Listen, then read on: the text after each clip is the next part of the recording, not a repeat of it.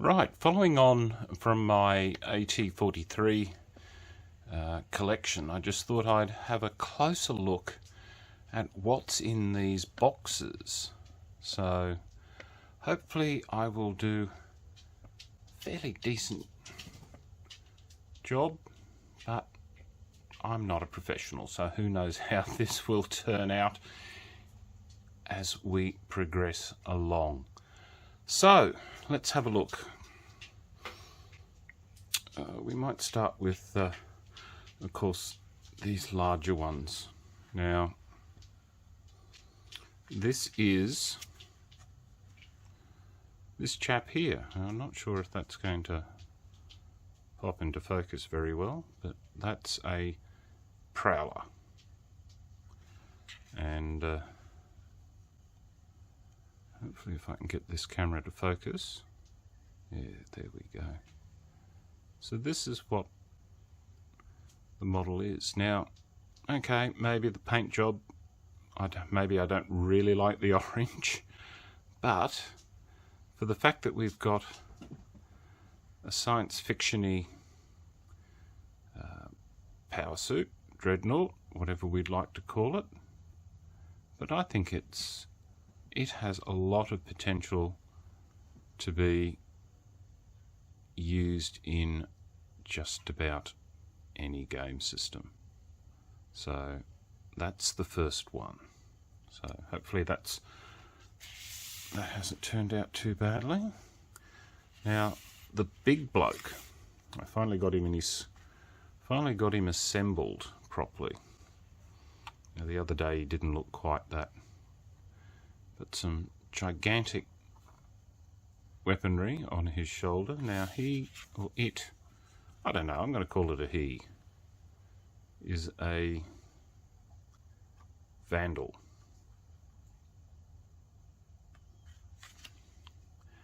Again, I guess with a bit of modification, if you didn't like the, so you may not like the battle skirt at the back, I must admit, is doesn't really appeal to me, but I guess you could probably remove that.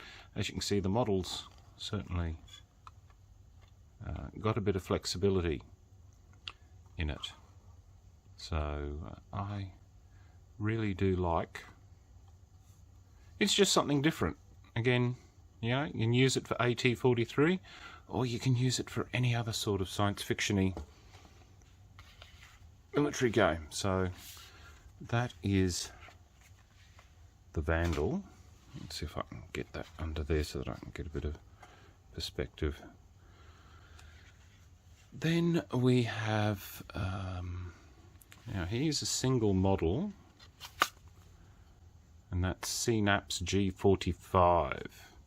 Now I really do like these gigantic, let's see if I can get this into focus properly, those gigantic rockets on this little skinny chap. Oh, now I'm losing focus now. Look, I'm sorry, I'm using my phone. I don't have a professional set, so it's as best that I can do under the circumstances, I think. So maybe if I put that there, maybe I might get a little more. No, you don't want to autofocus, do you, today? Now let me just see if I can get some changes here. Right, I'm back. I'm hoping this is a little better. So this is this chap, entity called CNAP's G45. So that's what the model looks like on the card anyway, and this is it in the flesh. So it's not too bad. As I said, I really do like those rockets on this little guy. So I'm assuming he might be a leader type. I'm not too sure. Then we've got the other singular model, or another singular model, which might be a unit leader. So CNAP's G09, I'm presuming. And he's just armed with, what's he got here? Quantum rifle and a quantum blade, according to this. So these are nice and skinny, actually. I was going to think they might work well with the Starship Troopers role-playing game and using them as skinnies, because I think they'd probably equate, I think, fairly well. So, yeah. Alright, well that's him. Now, there is another individual. I'm presuming this might actually be the overall commander of the forces, and he is... So CNAPS G36, and I must admit that he's a rather more beefed up version, and yeah, again, you can use it for just about, you know, any game system, in my opinion.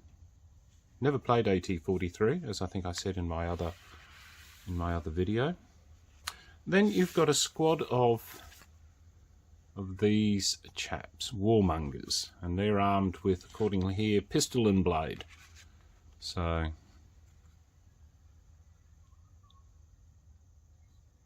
little wonky. Just probably needs a bit of a heat up and a redo.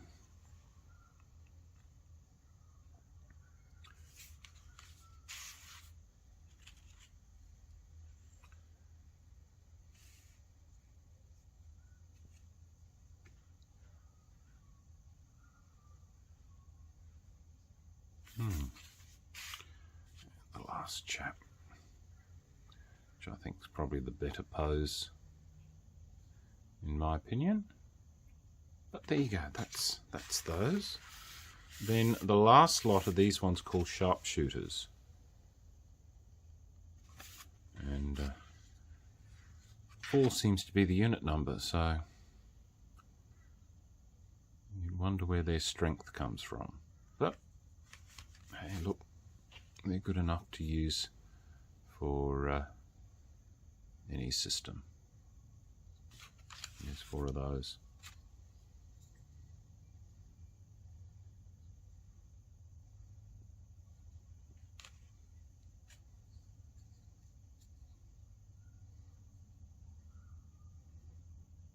Yes, not bad, not bad. So they were the figures that you got in the box. Then the other one that they've provided, well, the other thing that I know that a lot of people were chasing at the time were these cargo crates, and they are quite sturdy, quite nice, and obviously usable really in any system. So yeah, so that was good. And then of course they did give you quite a few, oh dear, as I try to pull it off, my dog's just looking at me, these barricades. So this is, I'm pretty sure that must be, unless they've somehow stuck together. No, I don't think they have. No, so you've got these emplacements, if you'd like to call it that. So there's,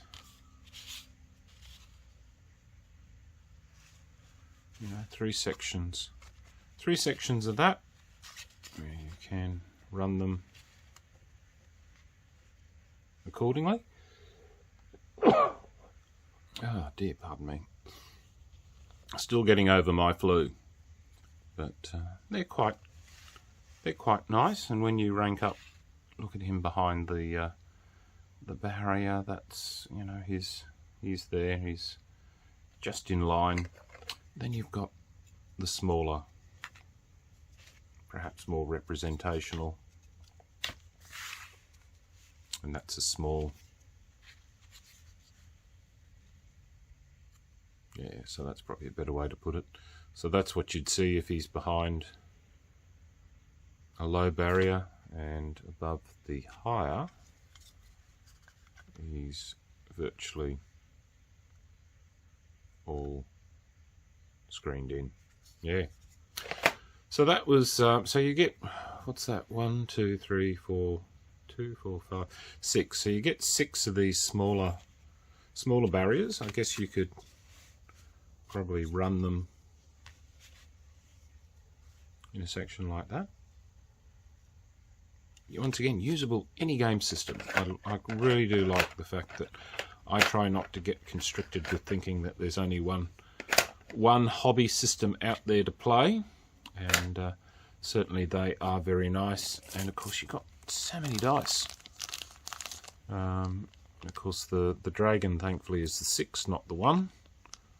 But that still confuses people. I must admit, everybody goes, when you roll the symbol, what is it, a 1 or a 6? There's no sort of consistency with that. So look, that's, I guess, what's in the box. There's some rules and that which I won't show, but it's a